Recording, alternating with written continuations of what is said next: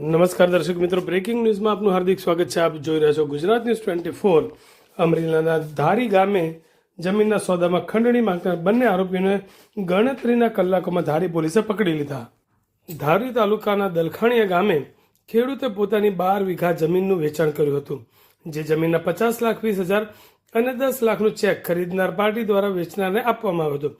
જેની જાણ બંને આરોપીઓને થતાં ફરિયાદીની વાડીએ જઈ ધાક ધમકી આપી ડરાવી ધમકાવીને 10 લાખનો ચેક મધ્યસ્થ સહકારી દલખાણીયા શાખામાં વટાવીને 5 લાખ રૂપિયા બંને આરોપીએ પોતાના ખાતામાં લઈ લીધા હતા. ફરિયાદી દ્વારા આરોપીઓ વિરુદ્ધ ધારી પોલીસ ખાતે ફરિયાદ કરતા ધારી પીઆઈ જાડેજાના માર્ગદર્શન હેઠળ ડી સ્ટાફ દ્વારા બંને આરોપીને ગણતરીના કલાકોમાં જ ઝડપી લેવામાં આવ્યા હતા.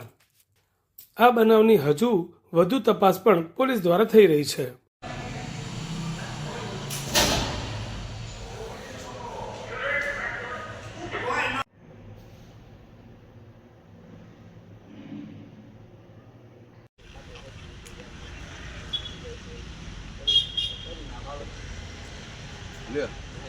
હું પણ લોકો મારા અંડરમાં છે કે નહીં, ભલે કંઈ વાંધો નહીં, તમે કેવી ફાઇનલ જ હોય.